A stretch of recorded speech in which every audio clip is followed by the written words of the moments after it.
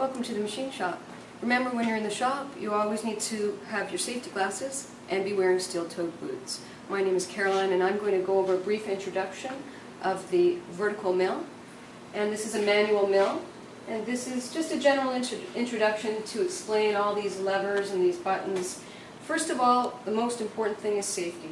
So you need to know where the emergency stop button is, which is right here. We'll always keep that handy. And also I need to know where to turn the machine on and off. Of course, I'm always going to turn into the forward position, at least for now. Later on we'll look at tricks. If the spindle is not rotating clockwise, we may have to go into the reverse position. If I want to turn the machine on, I'm going to make sure that there's nothing in the way of my vise, that nothing is going to interfere. I'm just going to move some of these tools over and turn this on and show you how to turn the machine on and then off. When I push in the button into the forward position, you'll notice the spindle starts turning. If I want to turn the machine off, I flip it to off and I hit the brake. You'll notice I'm also not wearing any rings or any watches. We always take jewelry and put that in our pockets for safekeeping. What I want to talk about now is some of the terminology with regards to loading a part in the vise. I want to mill a part, mill a face flat, and so we have to use the vise wrench to tighten the jaws to hold our part in. I also have a stop that is already set in place where I want it. I'll be using a set of parallels, and these parallels are nice and clean. I load them in the vise here, and those parallels are going to hold my part flat in the vise. So if I didn't use the parallels, perhaps it would be easy for me to, when I'm loading the vise up, and I got to open it all the way, if I didn't use parallels at all, I could certainly hold that crooked. So the parallels hold the part flat in the vise. And also, another thing I want to make sure of is, right now I have two rough edges. We're going to look at the size that we want. I have to make sure I load this the correct way. Another thing is, if you're looking for parallels, you'll find over here in the cupboard, we have a full set here. They're all labeled and they're all clean. So make sure you clean off the parallels and put them back when you're done, so when you need them again, you'll know where to find them. Coming back over here, I have my parallels already in place. Another thing I'm going to use is called a parallel holder. These are not parallels. They're spring-loaded, so you want to be careful you don't let it go while you're holding it tight. Place it in, and then I'm going to let that go, and that's going to hold my parallels in place, and I make sure my parallels are pressed down. Some more terminology. What I have here is a cutter. So I've got a 4-flute end mill. I'm going to use that cutter to machine a flat surface on this edge. I also have a collet. The collet matches the end mill. That goes together. We also have a whole load of collets over here in our case. We make sure when we select the collets that we put them back when we're done. There's a dedicated set for each mill that we have. When I'm loading the tool into the collet holder, what I want to do is do this in a particular order. So I have a nut. I've got to place the collet on an angle and snap that in place. Now I can put the 4-flute end mill in. I place that in, and then I'll tighten this nut up, holding the tool at all times. If I drop the tool and it falls on a hard surface, I will damage it, and that's an expensive thing to do. So we'll try to protect the tool at all times. Another thing you should note is I want to engage this fully, so I'm not going to leave this hanging out. I'm going to engage that fully. That makes for a rigid setup. These tools are sharp, so be careful. You don't want to cut yourself. We want to, again, think of safety first. Loading the collet holder into the spindle. Now this is a little bit tricky. What you need to do is make sure these dogs are going to line up in the slot. Okay? The other thing I need to do besides lining up the dogs, and I can turn this to position, turn the spindle to make sure I line the dogs up correctly. Another thing I want to do before I even go there is I want to make sure my spindle is fully retracted. This is the spindle lock, so if I loosen this up, I need to pull this handle out, loosen it up again.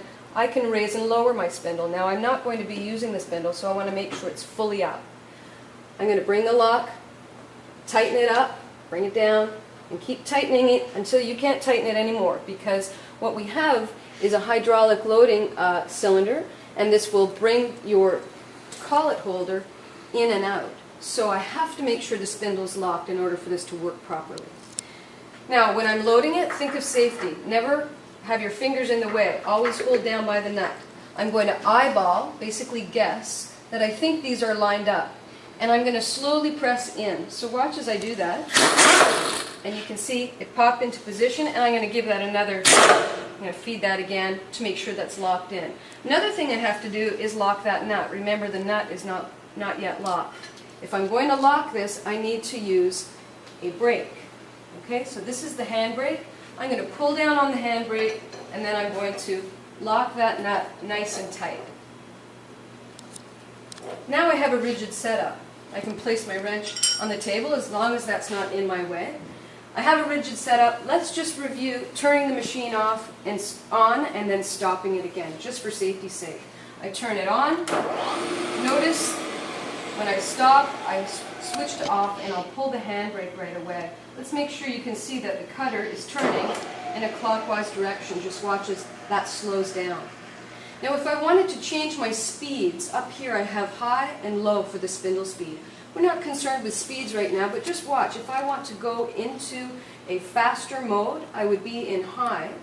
And you'll see also on the side, we'll look at whether we're in high or low in a second. Let's just turn this on, and I will speed up while the machine is on. That's how I would change my spindle speeds. For now, I'm going to leave this at about, we'll say 1800. I turn it off, and I stop it. If you look around the side here on the machine, you can see that I have a high, neutral, and a low position. Again, if I was machining in low, I would flip this switch while turning the spindle, and then I'm in the low position. Now, that means I'm now in reverse. So that's what you have to watch. If you're ever machining in low, watch when I turn this on in forward. You'll notice I'm going backwards now. So the trick of this machine is remembering that I would have to be going in reverse. That's a bit extra, so don't worry about that for now. For now, we'll stay in the high position, and that's all good. Now, let's look at the drawing. So here's a drawing. Let's say I have a part. In this case, it happens to be a cylinder plate for the Stirling engine. And this is the dimension that I'm concerned with, specifically the height. It's 2.5 inches. If you'll look at the tolerances, it says for fractional dimensions, plus or minus 1/64th, which is about 15th thou, or half a millimeter. Here's my part.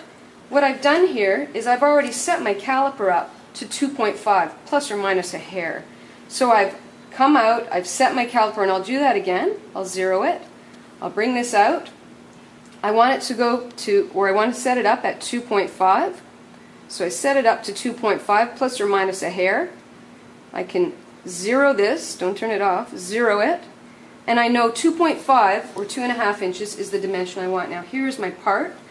So if I measure this, let's see how much oversize it is. It's 160 thou oversize, or if you care to know in millimeter, about 4 millimeters oversize. I'm going to work in inch for now. 160 oversize, that means I want to take about half of that distance off the top. Later we'll take something off the bottom. In this case, half of 160 is about 80 thou. Now I'm going to load this in the vise, hold it rigidly, and take off 80 thou using the digital readout. And perhaps before doing that, I should introduce the axis of the machine to you. What you have here is you have 3 different ways to move the tables. Okay, so if I want to move the knee up and down, I can do that by hand. And it's recommended when you're a beginner, you're just using the machine for the first time, that you use these hand wheels as opposed to the automatic feed. There is automatic feed on the machine, so I can raise and lower this. I can adjust my speed, so raise or lower the machine. But for now, I recommend that you use the hand wheel. So that's for the Z direction. If I want to move in the Y direction, I can make sure all of my locks are off. In this case, that's the lock for the Y direction. And I can feed in or out. So that's Y. For X direction, what I want to do is, again, with the hand wheel, I made sure my locks were not on. I don't want to force the machine when it's in the locked position. And this is my X. I can also use the auto feed. Of course, I made sure that I wasn't going to crash the tool into the vise. That's very easy to do. You'll notice when I turn my hand wheels that there's a digital readout, and the digital readout is moving in a negative or positive direction depending on which way you move the part. What I want to do now is set up my part and take off about 60 thou of an inch off the part. So I'm going to load this in, set it down on the parallels, and what I'm doing is two things at once. I'm pulling the part towards the stop while pushing down. I put the wrench in, the vice wrench in, and I'm going to make sure I'm pulling it towards the stop while pushing down. I take this out and I readjust it so I can really tighten this up. So I'm going to really give that a good tight. I want this to be rigid when I'm machining it. Now I'm going to bring the cutter over, just manually. Bring this over until I'm fairly close. And I want to make sure the direction that I actually machine this part is by pulling the part against the cutter so that the teeth are digging in. That is called conventional milling. In this case, I'm just going to eyeball this and bring this up fairly close.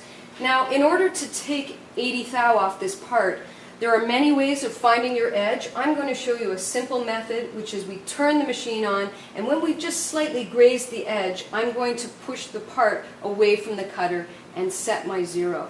So, I've got a rigid setup. I turn this on, and I'm going to slowly pull the part into the cutter. You'll probably hear it before you see it. Just slowly approach. And I can hear that I just touched it. I probably took off about 5 thou, but we're not going to worry about that.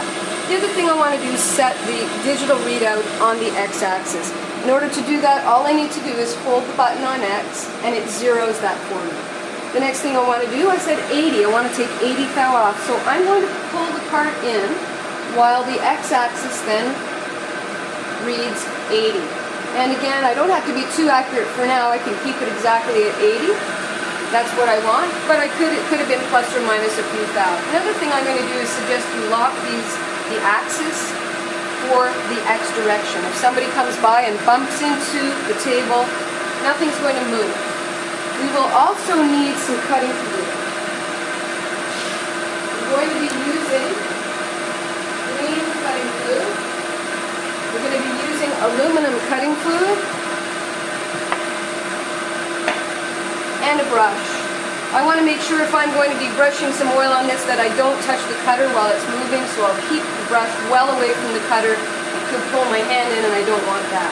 I'm now ready to machine. When I feed, I'm going to make sure I feed in a consistent fashion.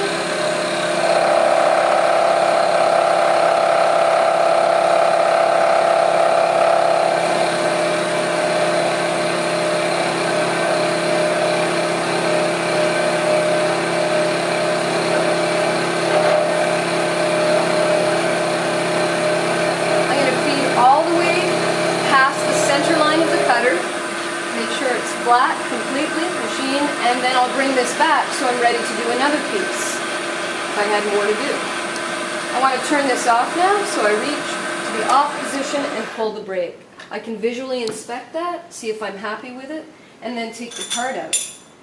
We've now machined one side of this part. We could deburr that. There's a lot of sharp edges on that. Let's measure it to see how much is left over. Remember, my finish dimension is 2.5. I want to hope I didn't take too much off. I still have 75 thou to take off this part, which will be done at a later date. In this case, where we'll be turning this part into this on the CNC mill. And for your information, what does the difference look like? This was cut on the cold saw, and this was machined using the 4-flute end mill. And that's it. That's the general introduction for the manual mill. Thanks, and see you next time.